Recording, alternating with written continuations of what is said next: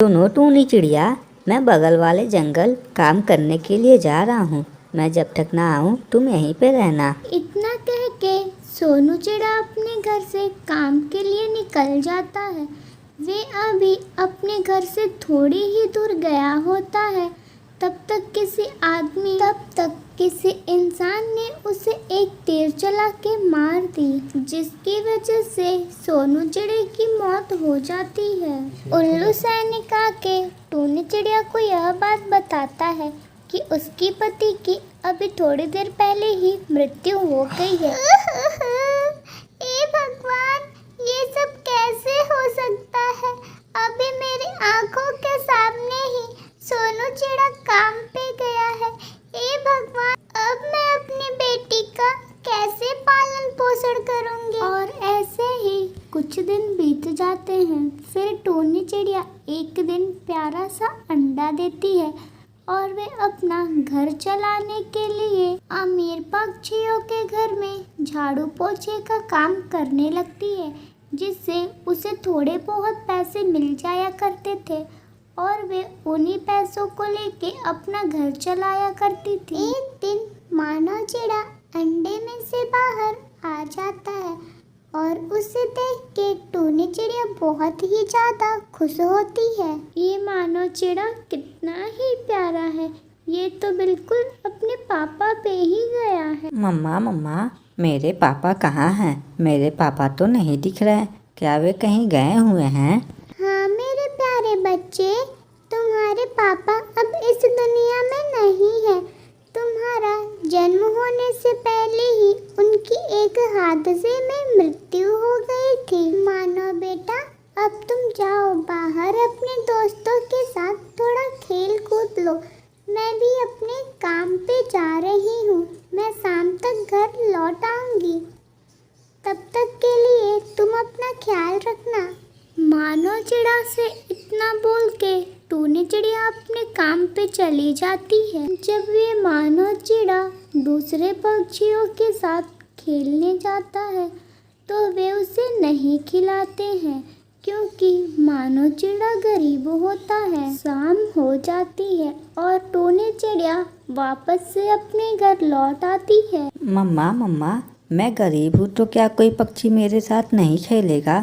मैं जब खेलने गया था तो सारे पक्षी कह रहे थे कि तुम बहुत ही ज़्यादा गरीब हो, हम लोग तुम्हारे साथ नहीं खेलेंगे। अरे मेरे प्यारे बेटे, ये अमीर पक्षी ऐसे ही होते हैं।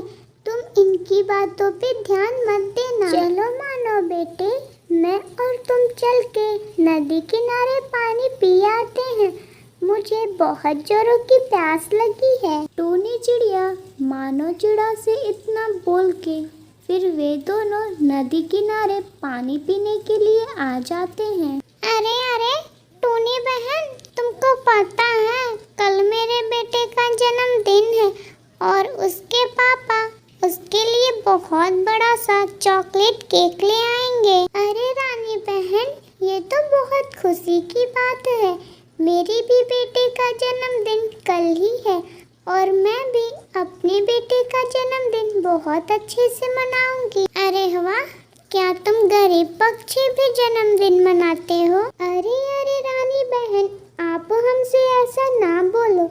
हम पक्षी गरीब भले ही हैं, लेकिन हम एक दूसरे पक्षियों को प्यार दे सकते हैं, जो कि आप नहीं दे सकते। हाँ हाँ, बड़ा आई प्यार देने वाला। जरा बताओ तो मुझे कि इस बार तुम अपने बेटे को जन्मदिन पे क्या तोहफा दोगी? मेरी मम्मा तो मुझे इस बार मैना टीवी का स्टोरी बुक दिलाएंगी और एक प्यारा सा केक भी खिलाएंगी।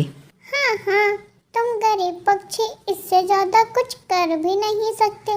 और हाँ सुनो टूनी चिड़िया, अगर तुम दोनों को अच्छे अच्छे खाने खाने होंगे तो तुम मानव चिड़े को लेके मेरे घर पे आ जाना। इतना कह के वे रानी को भी वहाँ से चली जाती है। मम्मा मम्मा, कल को मेरा जन्मदिन है, आपको याद तो है ना? आपने कहा था कि मेरे पापा मेरे जन्मदिन पे एक बहुत ही बड़ा सा एरोप्लेन लेके आएंगे। हाँ हाँ राजू बेटे, मुझे याद है कि तुम्हारा जन्मदिन आ रहा है और हाँ, तुम्हारे तुम्हारे पापा तुम्हारे लिए एक बहुत ही बड़ा सा एरोप्लेन लेके आएंगे। ठीक है मम्मा, ठीक है।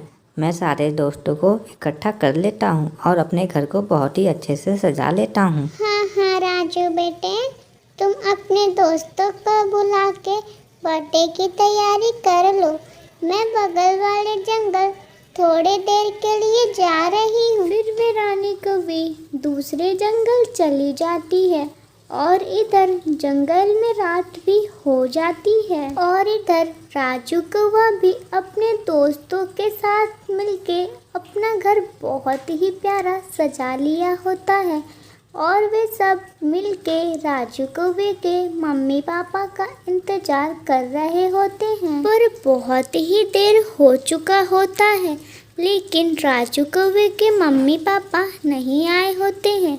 तभी पिंकी चिड़िया बोलती है, अरे अरे राजू कौवे, तुम्हारे मम्मी पापा कहाँ रह गए? वे कहाँ हैं? इतनी देर हो गई, वे अभी तक नहीं आए। हम लोग जा रहे हैं, हमें देर हो रही है। उनकी यह बात सुन के राजू कौवा अपनी मम्मी के पास फोन लगाता है। अरे अरे कालू बेटा, आई एम सॉरी, मुझे और तुम्हारे पापा को जंगल में बहुत ही जरूरी काम आ गया है। इस वजह से मैं और वे नहीं आ पाएंगे।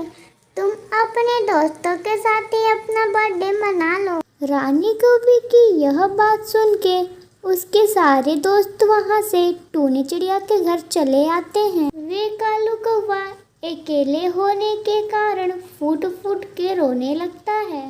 जैसे ही टूनी चिड़िया को यह बात पता चलता है कि राजू कौवा अपने बर्थडे के दिन अपने घर पे अकेले है, उसके मम्मी पापा कहीं गए हैं, वे तुरंत मानो चिड़े के साथ जाके राजू कौवे को अपने घर बुला लाती है। मानो चिड़े, टूनी आंटी, आप सभी का बहुत बहुत शुक्रिया जो आप लोगों ने मुझे अपने जन्मदिन पे बुला लिया। मैं तो घर पे अकेला रो रहा था। अरे राजू बेटे, तुम ये कैसी बातें कर रहे हो? दुख हो या सुख, हम लोग तो मिलके ही मनाते हैं। कुछ देर बाद जब रानी कौवी अपने घर लौटती है तो वे देखती है कि राजू कौवा तो घर पे होता ही नहीं है। वे बहुत ही ज़्यादा घबरा जाती है। फिर उसे हल्का हल्का लगता है कि उसका बेटा टूनी चिड़िया के घर पे गया होगा, तो वे वहाँ से तुरंत टूनी चिड़िया के घर आती है। अरे टूनी चिड़िया, तुम मुझे माफ़ कर दो। तुम नदी किनारे सच कह रही थी कि हम अमीर पक्षी दौलत से तो बहुत खुश रहते हैं, लेकिन एक दूसरे को कभी भी दिल से प्यार नहीं कर सकते। अरे अरे रानी बहन, आप आगे से ध्यान रखना कि आप अपने परिवार को खुश रखो, दिल से, पैसे से नहीं।